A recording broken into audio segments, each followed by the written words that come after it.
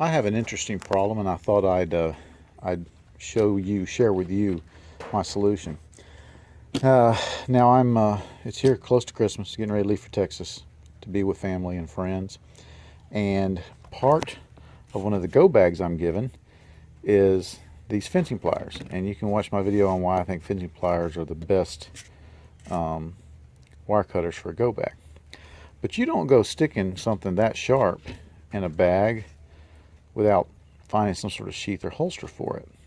And the only sheaths I have found for these are the kind that it would actually sit into on your belt, and it doesn't protect this point or protect you from this point. So what I was going to do was take some PVC and use the heat gun on it and make a kind of a folded taco clamshell type thing, and secure it somehow with paracord. But man, I just don't have time. So what I'm doing is I'm going with some Coroplast. Now, if you're not familiar with the name Coroplast, this is what political and real estate signs are made of. It's a corrugated plastic. Just think of corrugated cardboard, but in plastic. And now I worked at a sign shop years ago, and I got to be pretty proficient with Coroplast. But you don't have to have a sign shop or access to their stuff.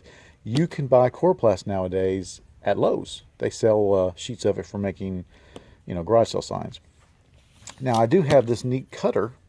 It's called a plastic cut, and it is actually made for cutting Coroplast. You see these two blades that have these two channels. They're blades that go into these channels. If you can see, if it'll focus on it, the channels of the Coroplast.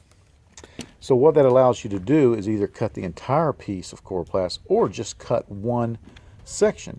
And when you just cut one section, you can actually make bending elbows. I've actually seen people make all kinds of incredible things out of Coroplast. And this is 4 mil, which is the normal size that you see, like I said, on real estate signs and whatnot.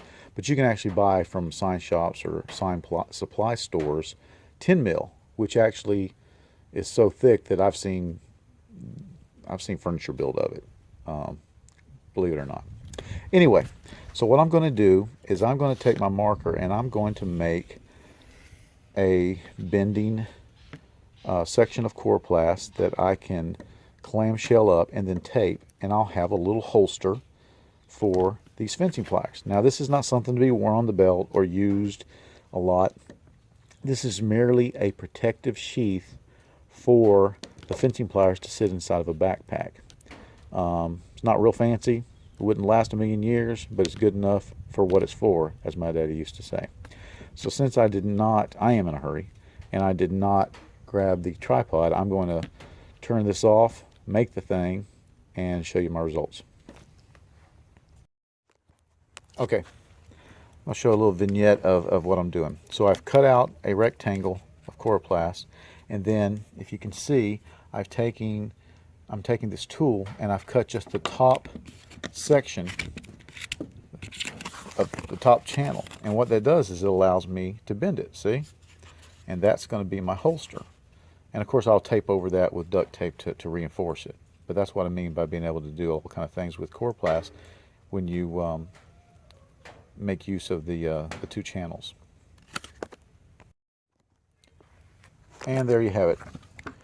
A Coroplast and duct tape wallet or sheath or holster for my fencing pliers. It's a little hard to get them out one-handed, but that's how they're supposed to be. And all that's for is to keep this from stabbing something else in the pack or stabbing outside the pack and damaging the pack. That's all it's for. And it'll do that job. All right, just want to show some interesting things you can do quick with junk laying around. Oh, and this Coroplast, stuff they were throwing away. All right, thanks for watching.